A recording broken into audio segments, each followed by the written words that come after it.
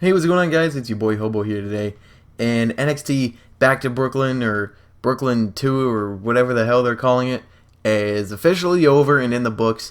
And what a good show we had here live on the WWE Network for only $9.99 a month. Well, it was free this month, so you don't even need to pay your $9.99. Good luck. Or something. Alright, let's start off from the very tippy top of the card. No Way Jose faced off against Austin Aries. Pretty good match. Austin Aries picks up the win with the last chancery. Pretty much a predictable outcome. I had Austin Aries winning this match, and he did. So congratulations, Austin Aries. You picked up a big takeover win. And after the match, Aries locked in the last chancery again on No Way Jose. And then Hideo Itami comes out in a suit. Tommy takes off his sport coat, his suit jacket, there you go. And Aries tried to attack him, but Hideo came back and nailed Aries with the go to sleep after the fans were crying for it. Billie Kay fights Ember Moon in our next match. Ember Moon is pretty cool. Like, she's got the blood red eyes, which is hella awesome to look at. And she's really good in the ring. I like Ember Moon. And she nailed this twisting stunner off the top rope to finish Billie Kay. And what a damn move that is. I do not want to take that twisting stunner ever in my life. I wouldn't sign up for that. One wrong move and I'm missing pieces of my tongue. Get out of here. I'm not doing that. So Ember Moon knocks off Billie Kay in a quick one. Not really quick. It was pretty long, yeah. It was pretty back and forth, too, so it wasn't a squash. And Ember Moon gets the big win. Next up, we had the most glorious match on the entire card. Bobby Roode versus Andrade Cien Almas. And this was a pretty good match, from what I remember. I think I got concussed halfway through because I hit my head off the wall on something. But Bobby Roode does pick up the win with the glorious bomb. Yeah, I mean, what else were you thinking? The first three matches of this show were predictable, obviously. I feel like a lot of the NXT shows are predictable, but the matches are just so good that it makes up for the predictability. You know what? Hell, this match was really good. Yeah, Bobby Roode. Glorious. Tommaso Ciampa and Johnny Gargano take on the Revival for the NXT Tag Team Championships of the entire world, or of just NXT. And this was an extremely good match, really fun. Gargano, he was just sitting on the apron for a lot of the first part of the match, and Ciampa was really getting worked on. And as soon as they get the hot tag to Gargano, he comes in like a house of fire, kind of Chad Gable-like with his hot tag, and he comes in, he just starts mowing through people.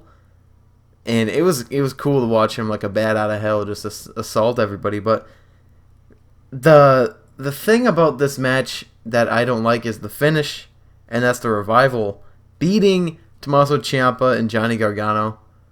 Oh, man, I was so salty when they had the Revival win. But they're a kind of tag team that I think Triple H likes. So, you know, I think until the Authors of Pain get their title push, then I don't think anybody's going to be able to beat the Revival. I feel like the Authors of Pain are the tag team who will beat them. Next up, we had Bayley taking on Asuka for the second time. And 1 year after Bayley won the NXT Championship, she's back in the same building challenging for it against Asuka. And this is a really good match. But a kind of surprising ending. Well, not surprising like as in who won, but kind of an out-of-nowhere type finish. Asuka kicked Bayley's head off with an enziguri, pinned her. I was like, okay, alright. And yeah, Asuka defeats Bayley with the enziguri. Asuka gave Bayley mad props and a hug after the match was over. She left, went to the back. Bayley was celebrating with, or I don't know, celebrating or whatever, but she was like canoodling with the fans, and she... What? But she hugged Becky Lynch and Sasha Banks, who were sitting at ringside. She hugged Charlotte. Everyone booed. and then she hugged Izzy, and Izzy was crying, and that was emotional. I almost teared up. I don't cry. I'm not a woman. And then we have our main event of the evening. Samoa Joe defends his NXT Championship against Shinsuke Nakamura. What a great match these two guys had. I'm not going to lie, though. I was getting pretty tired. I'm still pretty tired. I dozed off 3 times in a row during this match. But it was only during spots when Nakamura and Joe were in the corner and Joe was working on Nakamura. So I didn't really miss much. I'm glad. Because if I had dozed off at any other point in this match, I probably would have been a little bit upset. Because the match was really good. Like, really good. Like, I give it my badass seal of approval type good. Yeah, so Nakamura hits Joe with a Kinshasa. And Joe goes down. He's holding his jaw. And he looks to be in a little bit of pain. So Nakamura props himself up on the top rope. Nails a knee to the back of the head. Waits until Joe gets back up. Hits him with another Kinshasa. And pins him, and Samoa Joe is your brand new NXT champion loser, and Shinsuke Nakamura is your brand new NXT champion. We all knew it was going to happen. I mean, I don't think there was a single soul in that building or watching live on the WWE Network that didn't think that Shinsuke Nakamura was going to beat Samoa Joe. But, yeah, he beats him. Really good match, though. So after the match, Joe rolls out to the outside. Referee's out there, throws up the X, which is never a good sign. I put in my notes, the dreaded X. Yeah, pretty terrible to see Joe might have a broken jaw or something along those lines. But if that means that he's just going to take a little bit of time off, come back, try to have another feud with, or to respark his feud with Shinsuke and then lose again, then come up to the main roster, then it's all worth it. Because I want to see Joe versus Brock Lesnar before the year's over. Actually, no. That's not enough time. By WrestleMania 34. There we go, because 33 is coming up, 34. Yeah, I want to see Joe versus Brock by WrestleMania 34. Or even at WrestleMania 34. There you go. But yeah, really good show. I enjoyed NXT TakeOver Back to Brooklyn, or Brooklyn 2, or whatever the hell it is. I enjoyed it so much that I'm going to give this pay-per-view, I've been debating about this in my head the whole time. I'm going to give it an 8.5 out of 10. You know, it would have been a lot better, or I would have given it a higher rating, rather, if the Revival had lost their tag team championships.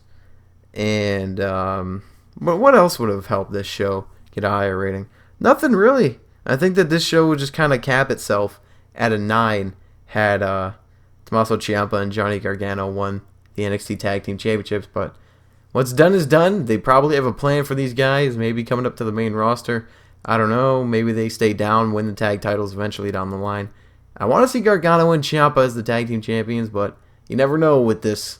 I'm so used to saying you never know with this company, but this really isn't this company, quote unquote. It's Triple H.